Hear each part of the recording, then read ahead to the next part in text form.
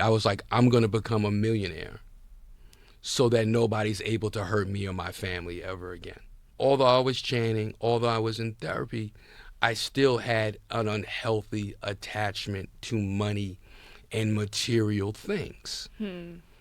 A lot of people who are tasked with revenue generating, they look at things from the perspective of what can somebody do for me? But because of my Buddhist practice, I'm always like, what can I do? What value can I add to you? From SGI USA, I'm Cassidy Bradford, and this is Buddhability, the weekly series where I talk with Buddhists from all walks of life about the power we each have to change our lives and the world around us. Welcome, Sherman, to Buddhability. Thank you for joining. So always, every episode, I just have people introduce themselves to kind of open things up. So who you are now, your career, what's going on in your life, just a little bit of like a taste of who you are. Well, good morning, Cassidy, and thank you for having me. So I'm Sherman Edmiston III. Now, I always say the third because I'm paying homage to my grandfather and my father who I, particularly both of them who, I idolize. So I am 62 years old. I live in Bed-Stuy, Brooklyn. I have 4 biological kids and then another young man who is also a son to me. Let's see, I received Gohonzon when I was 18. So that was the summer of 1980 before I went off to college because my dad really thought that I needed to have received Gohonzon before I went out in the world. And for anybody listening that doesn't know what the Gohonzon is, can you explain just briefly? Sure.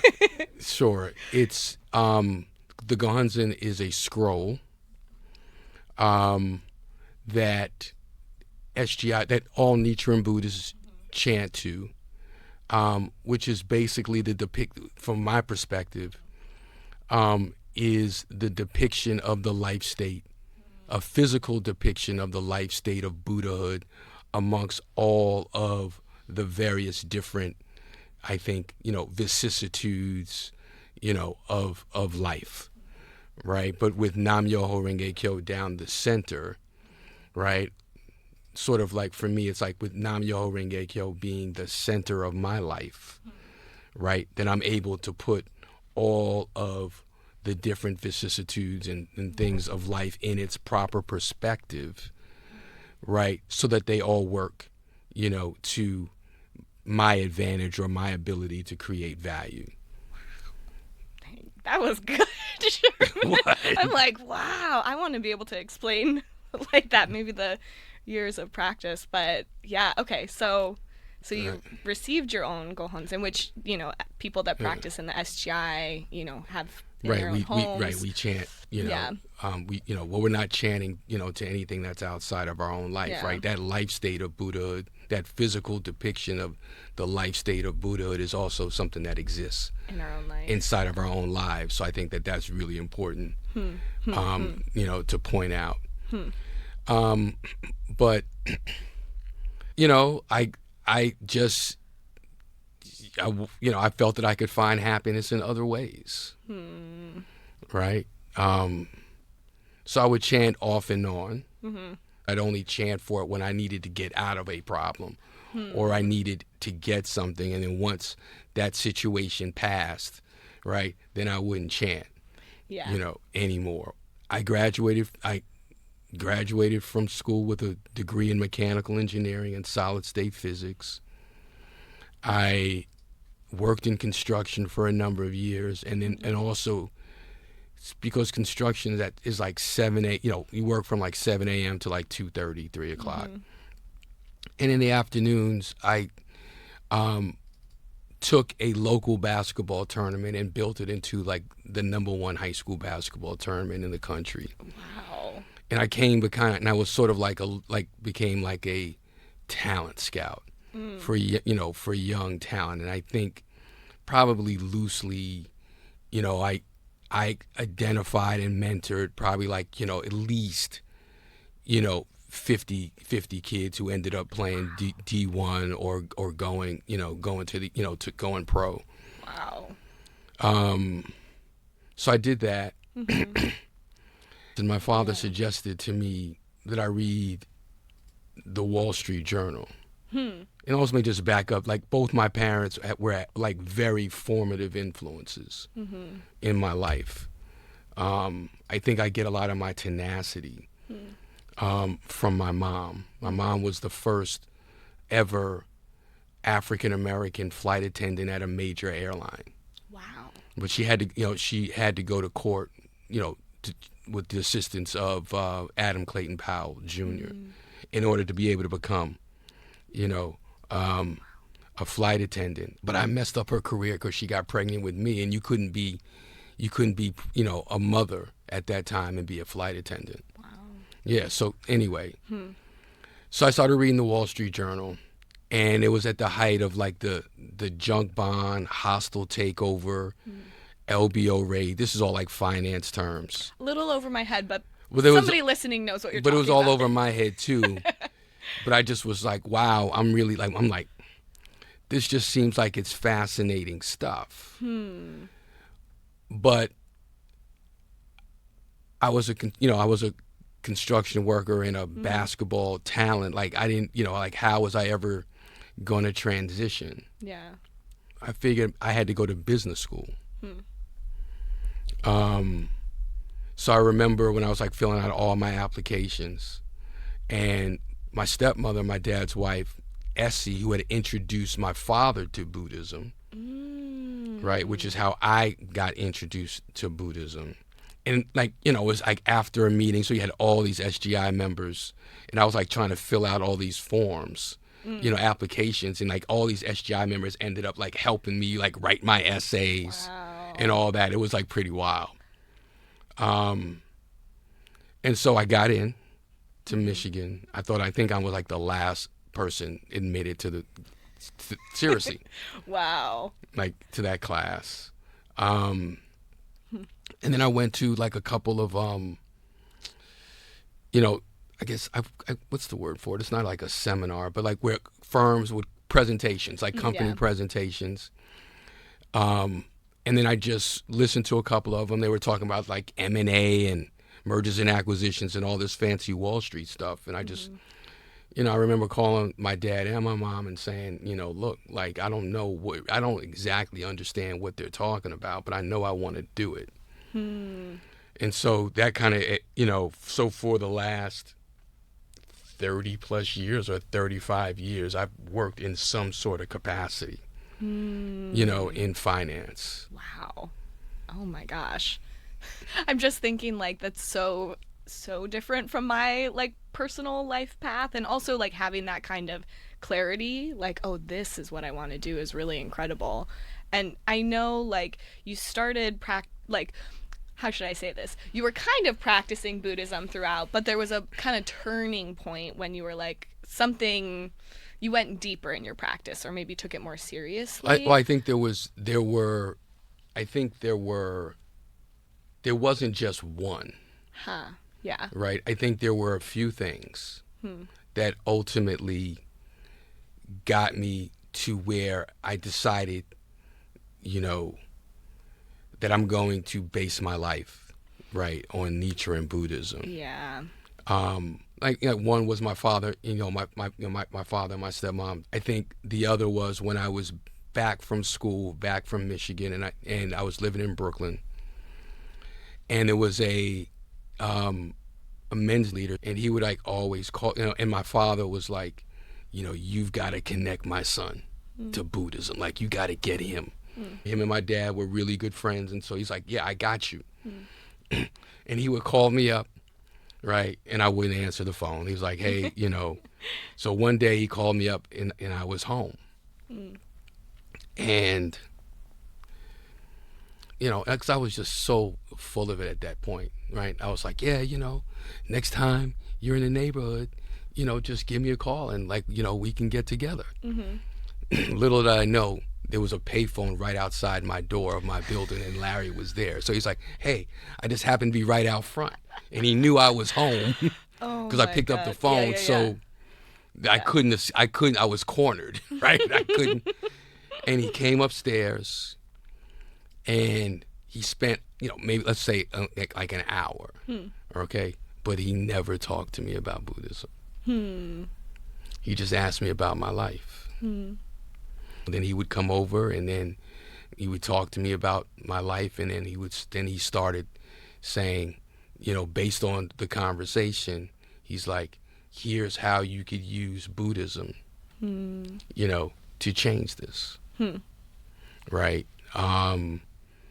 And so I ended up going to discussion meetings. And then I was asked to go, when President Ikeda came to Madison Square Garden, I think it was 1996, right? Like, this is all so long ago, my dates. And can you just briefly explain, like, who Daisaku Ikeda is? Yeah, so Daisaku Ikeda was the third president of the SGI. And he was the person who basically took Buddhism to the rest of the world. And he was coming to New York, and it was like a whole big thing. And I was asked to do security. And I was like, yeah, cool, because, I'm from Harlem and from Fort Greene, Brooklyn. I'm a tough guy. Not, but... And my assignment was I was in a stairwell. Like, I'd get off work and, like, cut out work early, because on Wall Street you work 15 hours a day. So I'd, like, leave to be at the Waldorf Astoria at, like, 6 o'clock, And my assignment, right, was in a stairwell. And all week long, I'm just in a stairwell from, like, 6 o'clock at night to, like, 2 o'clock in the morning. I got to go back, go home and go to work the next day. And I'm just like, once again, I'm like in a stairwell. And then one night,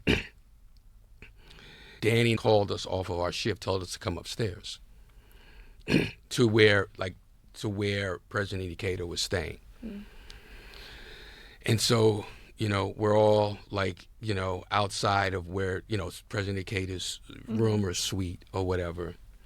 And Sensei comes out and he asks us, to like sit, we all, sit down. He's like, sit down. He's like, sit down. And he made us tea.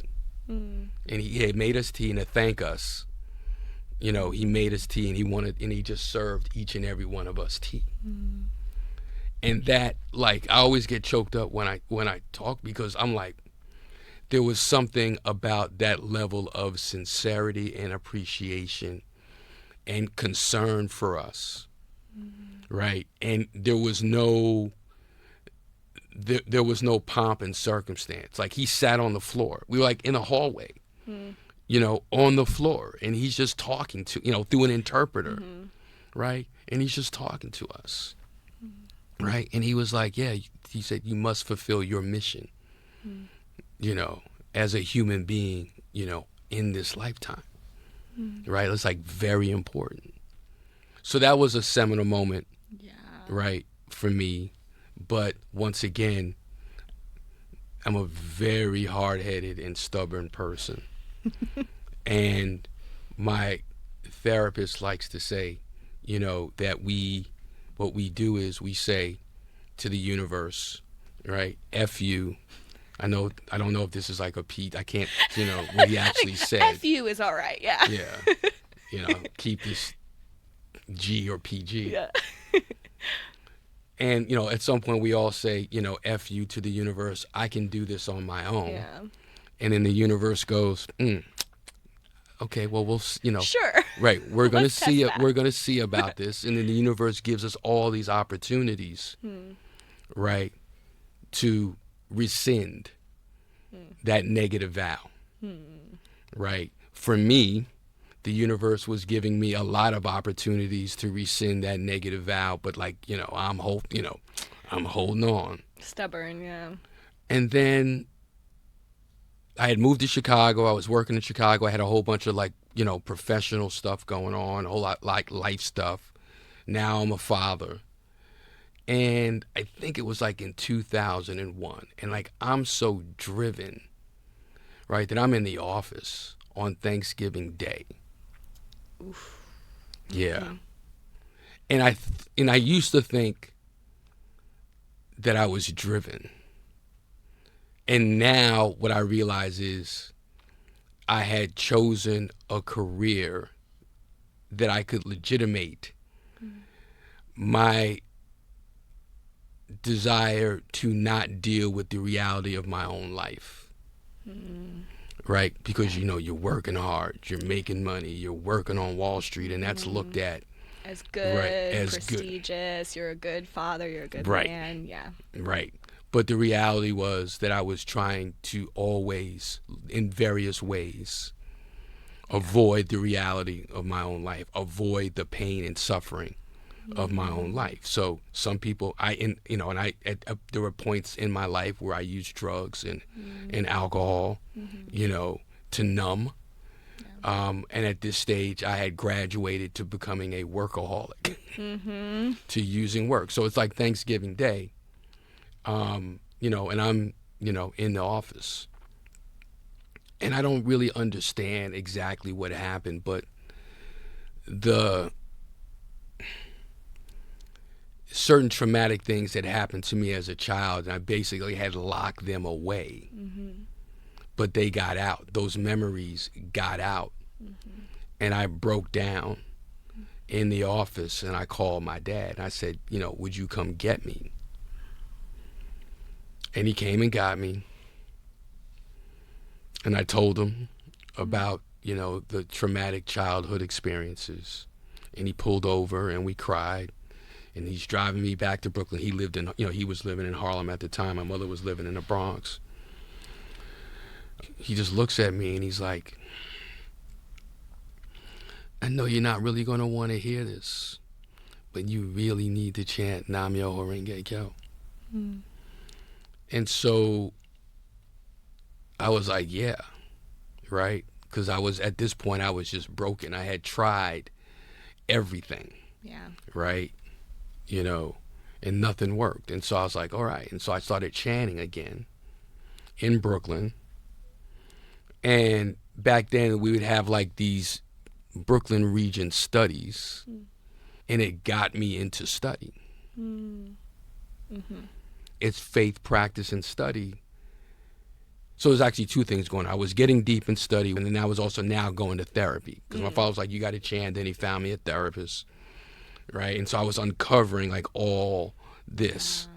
But it was like really raw and just really like, because like at one point, my therapist was like, yo, you need to write down every painful and traumatic thing that ever happened. And I was like, all right, cool. Cool. But it was a lot. Yeah. And so actually when I came back to my next session, right, and he was like, looked at it and started reading everything, he actually started crying. And he was like, all right, okay. But as I was sort of breaking myself apart to build myself back up, I needed to chant and I needed study to help me with my healing, if that makes any sense. Yeah, absolutely. Because otherwise it's like, okay, now I know why I'm effed up in certain ways, but what am I going to do with it? Yeah. Right? And so I was studying, then I got exposed to certain concepts that have really helped me to change my life. So one of them is this concept of changing poison into medicine. Penicillin is like a fungus, but in its raw form, it will kill you, right? But when it's synthesized, right, it will heal you, right? So all this pain and trauma in its raw form, right, is trying to kill me, right? But if I can synthesize it, through the chanting of Nam Myoho Renge Kyo, then it becomes the medicine to heal me. And that was like really powerful for me. The other concept is the concept of the oneness of life in its environment. In Buddhism, we're all interconnected, right? But we don't necessarily see ourselves. We see ourselves as there's us in our environment and there's a separation. But in Buddhism, that doesn't hold, right? Right? Yeah. And that ultimately our environment or the way we view our situation or circumstances is purely a matter of our life condition. It's a reflection of our life condition. So no, whether or not we're in the world of Buddhahood or the world of hell, if we're in the world of hell, right, then we're going to see everything through the lens, right, of hell, no matter what it is, like, right, right, like the New York Knicks could win the championship, but if we're in the world of hell, we're going to be like, we'll find some negativity, right, in it, right. But through the world of Buddhahood, you can change you can transcend anything. Right? So that was another concept through study, that became, really important. The other one was just the concept of mentor-disciple. In the way that I came to understand that was, so I ran track in high school. And I'm old enough to remember Jim Ryan and that's okay, Cassidy. Right? Jim Ryan was the first person to run the mile under 4 minutes. Oof. Okay, at that time, that was thought of as being something that was under 4 minutes was impossible. Okay, but after Jim Ryan ran under 4 minutes, then not everybody, but but more and more people began, right, to run under 4 minutes, right? Because it's like, oh yeah, it is possible, right? There might have been somebody who was like, oh yeah, if he could do it, I can do it. And to me, mentor-disciple is the same way, right? Like Daisaku Ikeda is a human being that embodies the life state of Buddhahood in an ordinary mortal human being. Right? And his behavior exemplifies that life state. Right? So as opposed to it being this sort of thing where the Buddha is a divine, otherworldly being, and there's this disconnect between divinity and humanity, right? President Ikeda is like, yeah, I'm a normal dude, right? And I'm exemplifying Buddhahood, in my life, right? And so can you. So mentor disciple, so those concepts became, opened up my life. Right? I mean, I think hearing each of these concepts too, like, I think really exemplifies the difference between like, okay, I'm just kind of like chanting because this thing is bad and I want to get through it, which, chanting works, so that happens, versus like when you really start to study Buddhist concepts that you can then like put your life and your problems in context, that changes your mind, like you look at everything so much differently. That's right. So when you were studying and kind of putting your Buddhist practice more at the center of your life, what kind of things did you start to see like transform, either internally or your environment? I mean, everything. Everything. No surprise. Like literally every aspect of my life. So, for example, this whole hunger for money. Right? And it kind of emanated from a few things. Right? When I was younger, both my sister and I went to a private school. I hated it, and I didn't want to be, I was just like, I'm not with this. Right? And I got out of there as soon as I could. Like my sister wanted, she wanted to be friends with her classmates. Horseback riding, went on sleepovers. And this was a school that was really elite. So my sister wanted to have a sleepover, at our house. And we lived in what, a place called Riverton that was looked at as far as living in Harlem is concerned, was looked at as a desirable place to live. But still Harlem. But the night before the sleepover, everybody canceled. Like my mother was like was making us clean up the house. We had to do all this. She was cooking, And the night before the sleep, was supposed to happen, everybody canceled. And it really broke my sister's heart, and it broke my mother's heart. And right, and I was like really angry. And so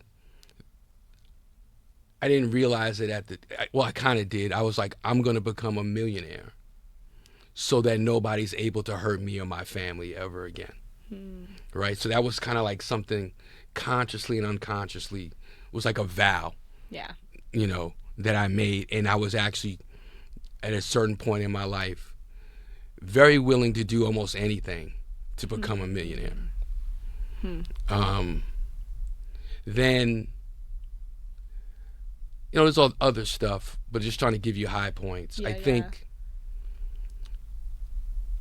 like, I'm supposed to start work at this Wall Street place, on a Monday.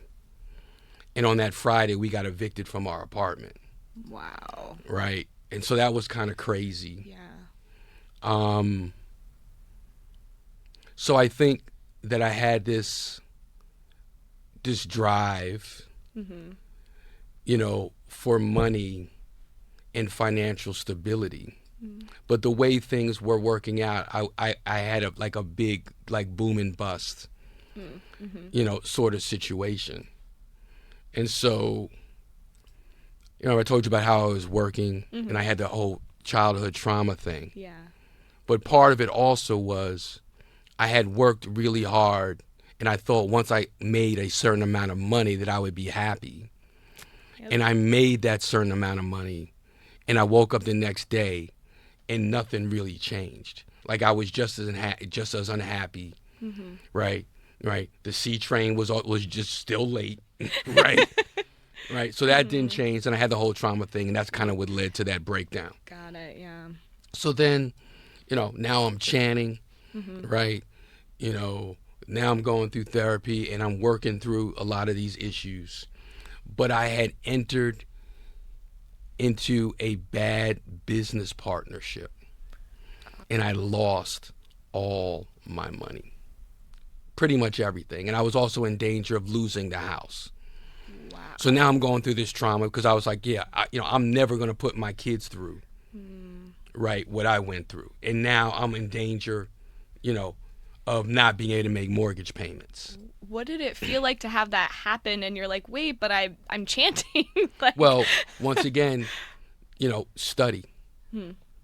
Right. And so I was encouraged to read the 3 Kinds of Treasures. And the 3 Kinds of Treasures basically is, Shijo Kingo, right? One of Nichiren's foremost disciples. Okay. He was like a samurai and a shogun, and he, had a whole, was over an estate and had a, big one, right? And because of his allegiance to Nichiren Daishonin, because he would not disavow his faith, right? His lord was like, taking away his authority, taking away his land. And so, like you said, to your question, like, so he was sort of writing to Nichiren. He's like, I'm paraphrasing, but he's like, Nichiren, like, I'm your man. Like, I was with you at Tutsunokochi. Like, like, why is this all happening to me? Yeah. Right?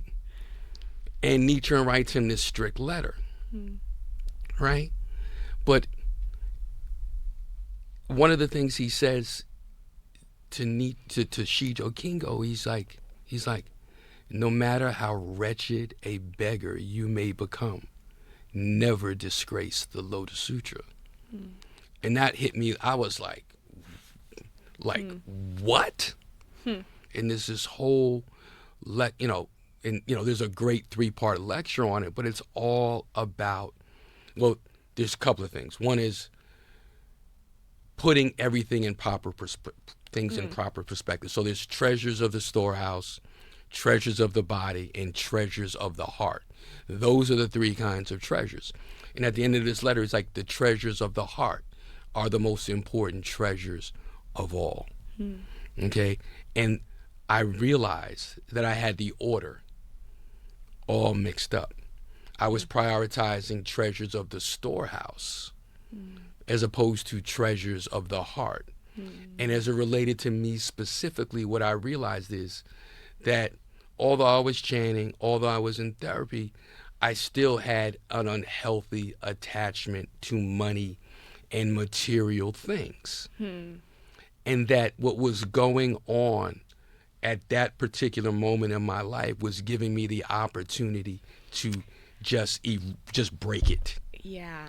To just break this unhealthy, attachment. Right? Wow. Because we like to think, that we get things intellectually. But until we actually are faced with those circumstances in life, that's when we really have to engrave this practice and then apply it to our life. So I'm like, that understanding of treasures of the heart, having these things in its proper perspective, and no matter how wretched a beggar you may become, never disgrace the Lotus Sutra. So I'm like, that's kind of like where I'm at, right? Like, and I'm just chanting and I'm just studying. And there was some other stuff going on, like our roof was caving in because, like, it was a bad fight. Yeah. Like, Yeah. and she's like, what are you, like, why are you smiling? And I was like, I don't know, but I know that everything is going to be okay. So, and we were able to transcend, that particular circumstance. So that's an idea, like how how I've used, life, right? Buddhism, right? How to use Buddhism to transcend, the circumstances when life, and our karma, right, is coming at us. Yeah. Right. Then I also, to be honest, and I think we talked about this earlier, right? I didn't really like white people. That's fair. Right.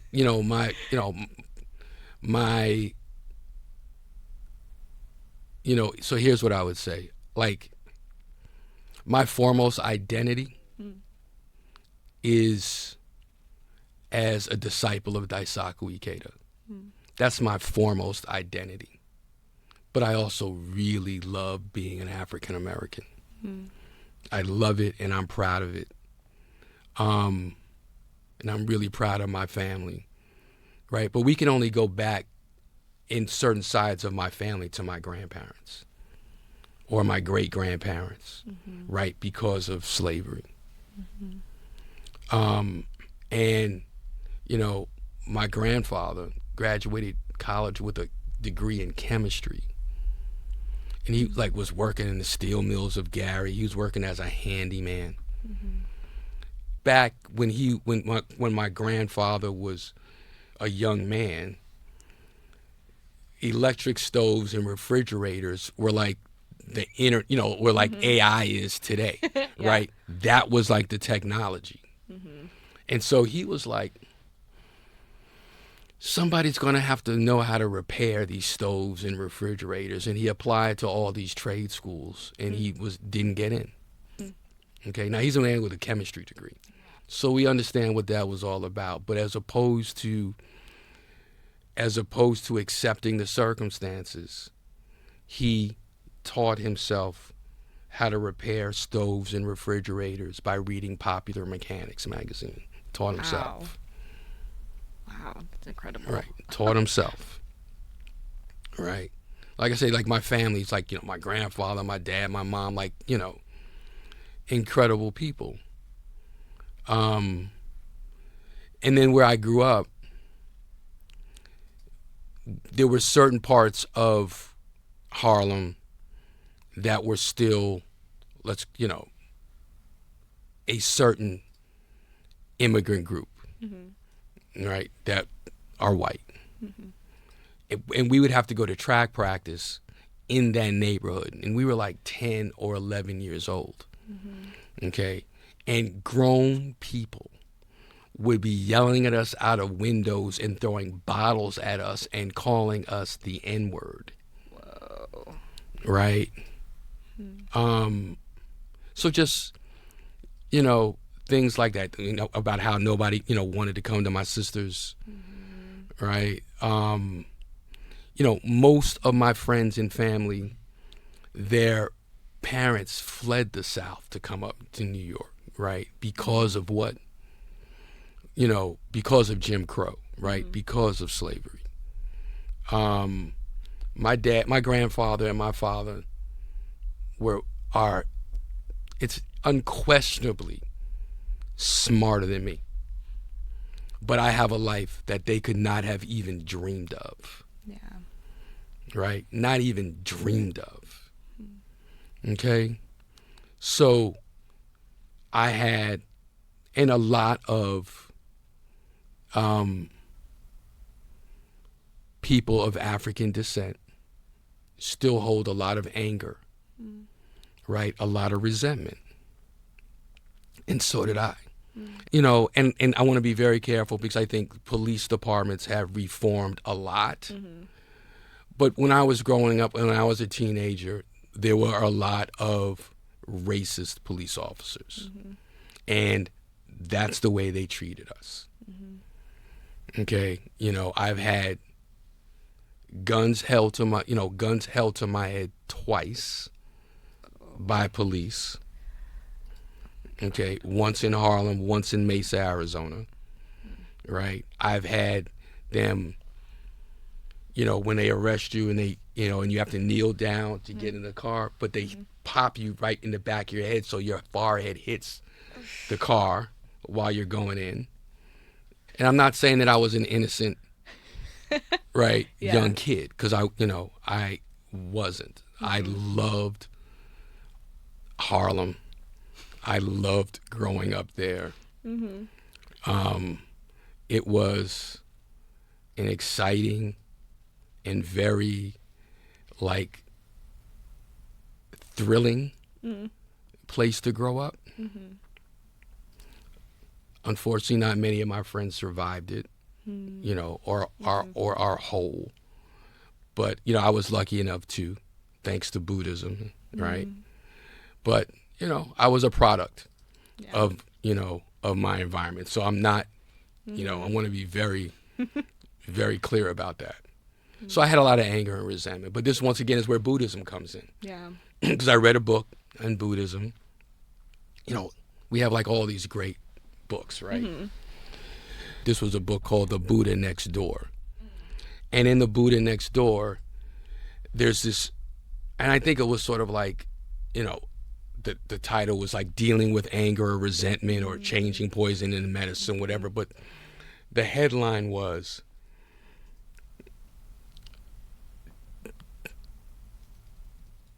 anger and resentment is like taking poison yourself, but waiting for the other person to die. Right?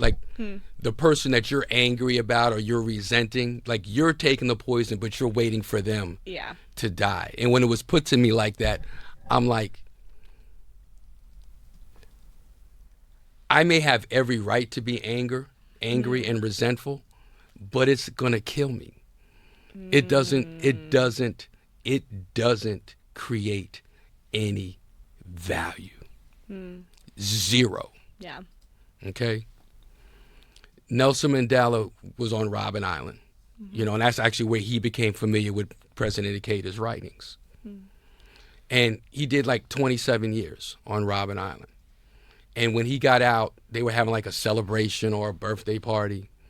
And he invited his jailers, right, from Robben Island to attend. And there was people who were like, are you, old man, are you out of your mind? Yeah. Right? Wow, Robben Island really did you, really did a job on you. And he was like, no. He's like, I spent 27 years of my life in jail, and I'm not about to spend one more day there. And what he was saying is we create jails and prisons of our own making, right? And, and oftentimes the thinking that leads us to create these prisons for ourselves, they actually make sense from a standpoint of a defensive reaction to something that's traumatic, right? But oftentimes those defensive reactions only double down on the trauma, even though it's logical, right? Yeah. And so I'll just like back up. Like when I got this Wall Street job, when I interviewed for it, I like crushed it, and they accused me of cheating. Yeah, right. And if it wasn't Yeah. for like a senior black guy who met me and it was like, nah, this kid, Yeah. you know, didn't cheat. So I got the job, but then during that whole summer, they would be like having things out like in the Hamptons for all the, all the new, going to lunch with, certain bigwigs, and I was frozen out of all of that. Yeah. And at one point, I didn't get promoted. Okay. So like all this stuff is going on, right? I'm going through all this, right? And so I started reading about this, and then I had to be honest with myself, and I said, I'm a nice person. I take everybody individually, but I'm walking around with all this anger and resentment. And based on the principle of the oneness of life and its environment, maybe I'm sending out all of these waves of anger and resentment, and that's how people are responding to me. Then I'm on a flight, and I'm on a business flight, and I run into a guy that I work with at that old bank, right? And he's like, hey, I was always wondered, what happened to you, whether or not everything was okay. And he was like, you were one of the most impressive young people at the firm. But he goes, but nobody had a relationship with you. And when it came time to make decisions, nobody was willing to raise, there was nobody to raise their hand for you. And I was like, wow. And so I really began to just chant, to like let go of my anger and resentment, not to anybody. Right? Yeah. So like, anger and resentment to my parents, anger and resentment to white folks, anger and resentment to my rival high school, like all these, like where it could just to let it, let that poison go. And then President Cater talks about the person right in front of you, right? But he also talks about finding what you have in common. Yeah. Right? And about how race and ethnicity and sexuality, all that are superficial differences. We all have in common the potential for Buddhahood, right, in our life. When you deny the Buddha nature in someone else, you're cutting it off in your own life. And that's actually slander. Yeah. So I'm chanting and I'm doing all this, but I'm slandering. Yeah. I'm just I'm like, I'm just slandering all over the place. And I'm like, I gotta I have to change this. Was it hard to see that about yourself? Or because you were chanting, did it feel like, oh? Well, because of therapy and chanting, because of therapy and chanting, I was then in the mood of, whatever there is, I got to change about my life. I would chant that way. Yeah. To reveal to me whatever it is I got to change deep inside my life. Yeah. So that I can change it. Yeah. Whatever it is. Yeah. Right? Totally. Right. Just whatever it is, I got to and that's still just right. Whenever I'm focused, on a situation, right? My kids are mad at me. Whatever I got to change. Yeah. So I can have a better relationship with my kids. Please let me change it. Yeah. Right? It makes no sense to live under a false facade. Yeah. Right? Or just lie to yourself. Why would you want to do that? So I just started focusing on what I had in common. And then so now I'm broke, right? I don't have a job. I got I think it was probably kid number 3 coming. And I'm so gung-ho in, the hospital room with a kid on my hand, like having an interview, because like I'm like, yeah, I'm all, you know, Yeah. and like nothing is going on. Like I'm like getting to final rounds and then I'm getting ghosted. Mm-hmm. And then I end up having an interview with what I considered at the time, and you know, my apologies to John, a firm that I considered a bucket shop. Mm. But he offered me, he said, and I had met him at a networking event, and he was like, oh, I got plenty of people I want to introduce you to. And so I'm going into the interview. You're going to meet with him, and he's like, you know, I really was thinking, I was like, he's like, I'm not going to introduce you. He's like, I don't really want to introduce you to these other, you know, other folks. Oh. And I'm like, What? I'm like, what's going on here? Yeah.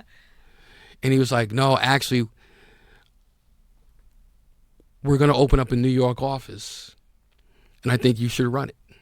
Whoa. And I was like, and then he offered me a salary. I was so happy to just be like, I'm actually going to be able to pay some bills. Yeah. Right? Like, I'm actually going to be able, because I didn't have any more houses I could sell. Like I was, you know, I was selling properties that I owned. I was, you know, and I had mortgaged up the one, you know, I'm like, I'm going to be able to pay bills. Yeah. Right? And I just was just relishing in that moment. And then he goes, because I didn't respond to him. And he says, oh, what am I thinking? I'm so sorry. I didn't mean to insult you. And then he doubled it. Whoa. And he doubled it. Wow.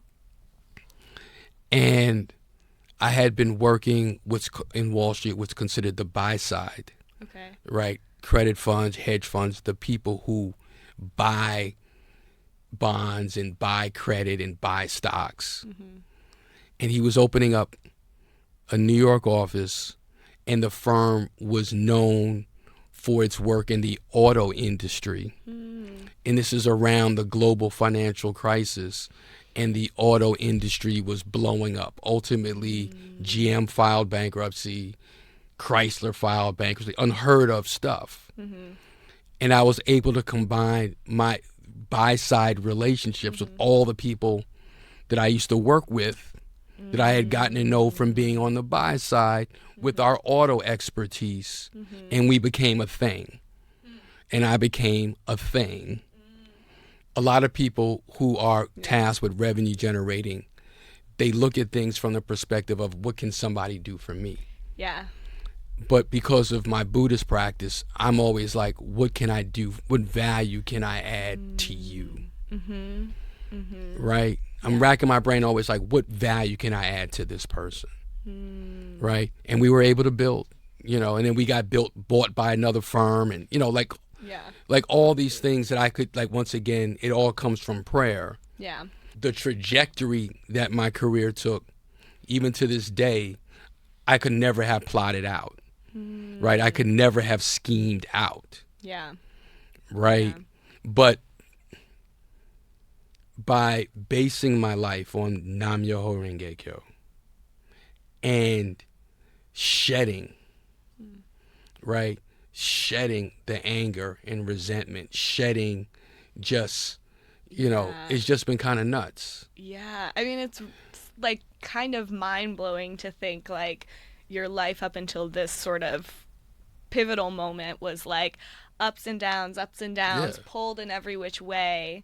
And then when you decide to like really face your life, that like everything just shifts. And of course I say like, oh, it's so, you know, incredible, but like this is what happens with people that chant, you know, like when you center your life on your Buddhist practice and like, I guess thinking of it as almost like the framework of your life or the philosophy of your life, how you make all your decisions, how you think about things, like how quickly your life can move and like change trajectories.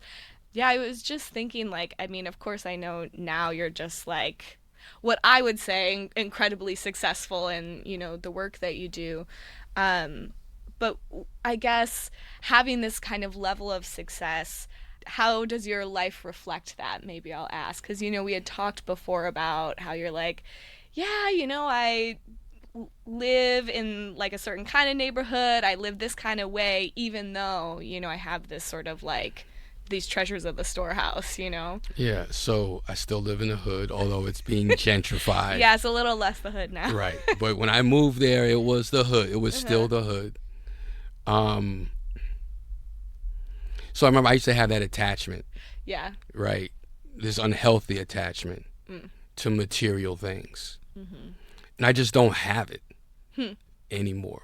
You know, that whole career thing, right, that's a conspicuous benefit. Yeah. Right? The most powerful benefits in Buddhism are inconspicuous benefits. Mm-hmm.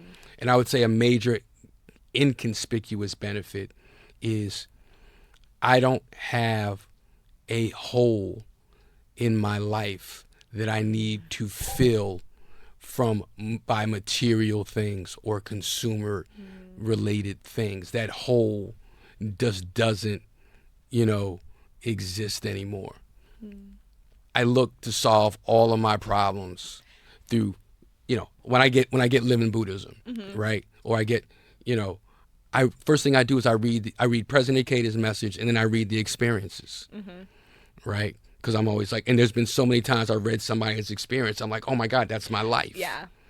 Right? And this is how they chanted. This is the realization they had. This is how they chanted doing, like, I got to do this. So like, it was some, you know, where the one was, where it was like somebody was saying, oh, I realized I needed to chant to love myself, value myself, and treasure my own life just as I am. And I'm like, oh, that's how I have to chant. Yeah. Right? That's how I got to chant right now. And so I don't really have, I mean, there's always stuff. Yeah. Right? There's things I have to, you know. You right? live a life. You got problems still. Right. Right. The mother of my kids just recently got divorced, and that's like a painful, you know, and that's, you know, that's painful. At the same time, I am in a relationship with my life partner, right, which is beautiful, right? But there's always, right, you know, there's 8 wins, right? You know, and there's always the you know, the vicissitudes of life. Like, life is gonna life. But from a material standpoint, I'm really, really, really focused on just creating value. I have educational programs that, you know, that I support, right? Like, I always chant, you know, to be someone who can add value to people, to be someone who can employ people. So a lot of my resources are devoted actually to creating value, not just for my family, but for a broader, right? Like, you know, my father and stepmom had an art gallery. It's like incredible. We just reopened that. And like, we want to invite like high school classes to come to the gallery, you know, to see this magnificent, you know, work by, you know, by the Black masters. Like, it's like literally, it's like, you know, just crazy. And when you focus on treasures of the heart, right, and I really believe this, the universe is like, oh yeah, we want this guy to have all of this success, right, because he uses it to create value. He's not like buying, like, he's not, you know, I use, you know, like a Harlem Street word, he ain't tricking, he's not tricking money, he's not, you know, spending it, you know, in, you know, silly ways or ostentatious ways, because there's a difference between fortune and wealth. Yeah. Right? And I have fortune in my life, so I don't have to be concerned about wealth. Yeah. Does that make sense? Absolutely. Right. Yeah. Right. So since, you know, and fortune is unlimited, wealth is limited. Right. So what do I want to do? I want to focus on the thing that's unlimited as opposed to the thing that's limited, if that answers. Yeah, absolutely. Oh right. My gosh. Right, like these shoes here. Yeah. I mean, I did pay a lot of money for these shoes. I've had them for like 9 years. Yeah. And I just resold them. Right? Like, I still wash aluminum foil and reuse it. I'm just Yep. like, it's still good. Yep. Like, Yeah. why throw it out? It's like, love yourself, value yourself, treasure your own life, right? When you give that to yourself, you don't have to look for it on the outside, right? Yeah. Nichiren says, do not seek to go hunting outside your own life. He's not saying don't be in a relationship, Yeah. right? Don't seek to be successful, right? He's like, but don't use those things, right? Don't look at these things, for your happiness, right? For your sense of self, right? For your self-esteem, Yeah. right? Right? For you to feel some kind of way about yourself, right? Based on something on the outside. It's like you have to develop, right? In 3 kinds of treasures, right? It's manifest the Buddha nature from within to enjoy protection, from without. It's the inside out, not the outside in. We're in a society that teaches us to seek on the outside in order for us to feel better about ourselves in the inside, and that just doesn't work. Right? Yeah, we'd have a lot happier population if that were the case. Yeah. Right. I mean, there's a whole family of sisters out in California that I think everybody, is. I probably just I wonder about the condition of their inner life. Yeah. Yeah. Right. Absolutely. Not to pick on them, but just as Yeah. a popular, Yeah. example. So Yeah. I'm just focused on, the fortune, Yeah. right, in all the various aspects, of my life, and continuing to just live a life where I'm creating value from myself, right, and others. And, like, I'm sure a lot of my colleagues, they were out in the Hamptons or, they were other fancy places, right? And I was at BKBC. And that's my happy, and that's my happy place.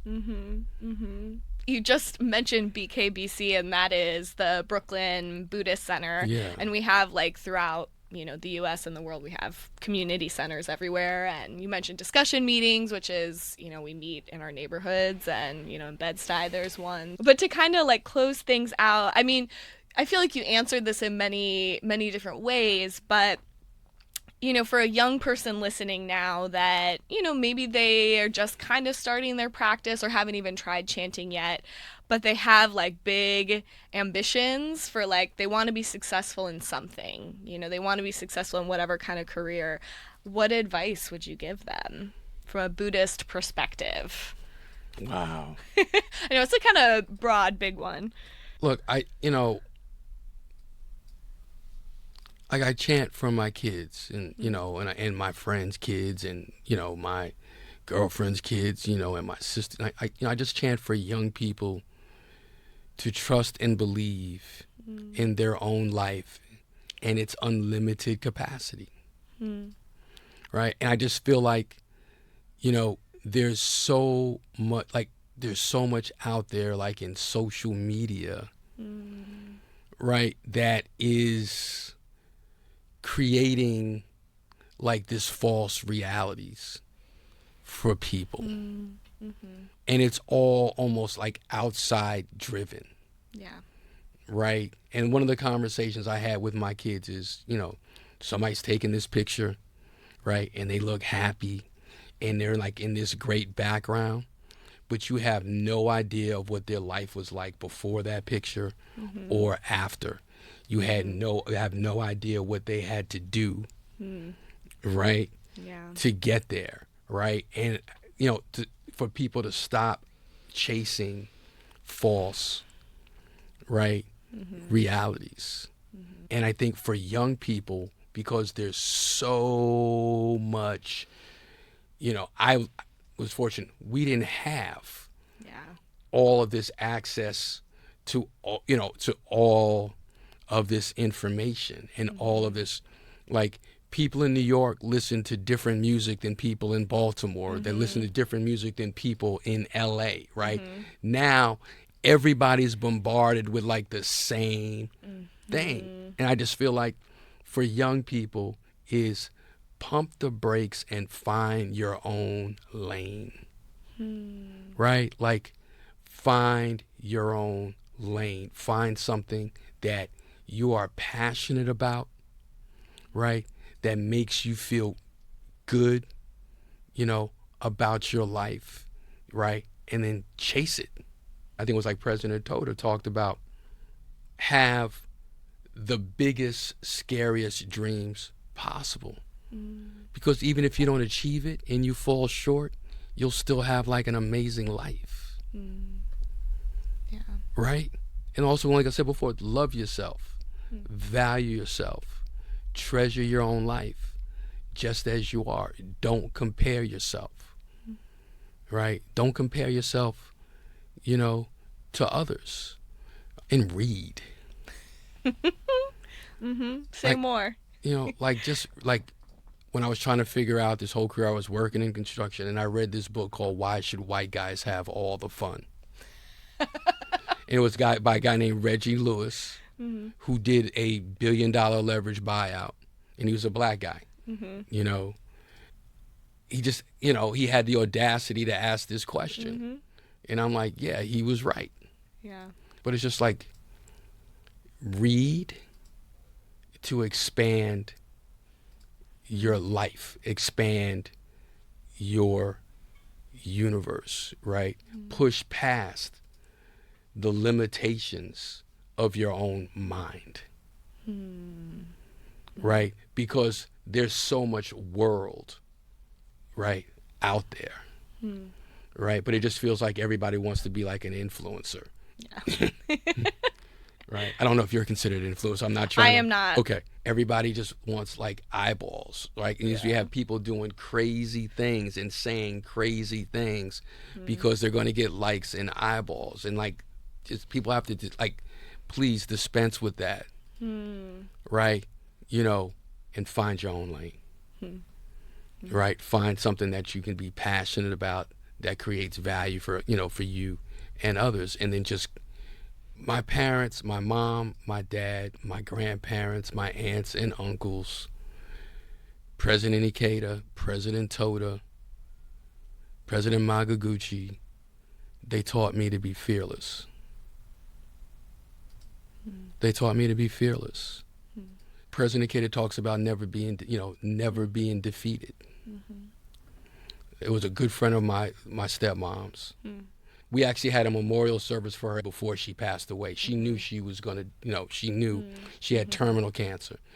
But she was like, I don't want anybody I don't want all y'all talking, you know, saying all this good stuff about me when I'm dead. She's like, I want to hear it now. Now, yeah. So we actually had the memorial service, right? And she said, you may not always win, but never, ever be defeated. You may not always win, but don't ever, ever be defeated. Right? So chase your dreams. You may not always win, but don't ever, ever let situations or circumstances determine the final outcome. Only you do. Only you do. So that's what I would say. Thank you so much, Sherman. This was like, the whole time I was thinking, like, you're so, amazing. This was really great. No, but I'm not amazing, right?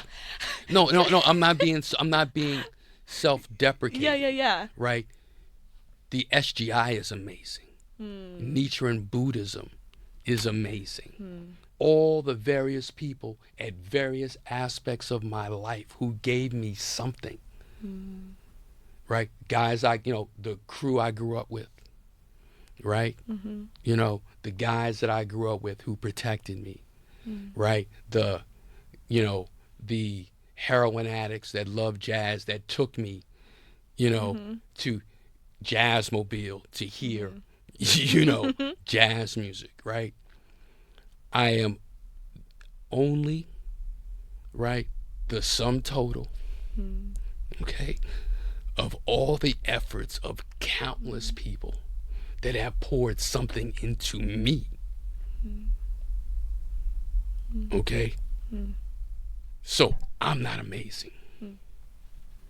Right? There are just countless people, right? That if it wasn't for them, I wouldn't be sitting here right now. They're amazing. My sense of gratitude to all the countless people who have poured into me, how do I pay that back? Right? I have to become absolutely happy. I have to fulfill my mission as a human being and as a disciple of Daisaku Ikeda. That's the only, that's in my head, that's the only way I can do it.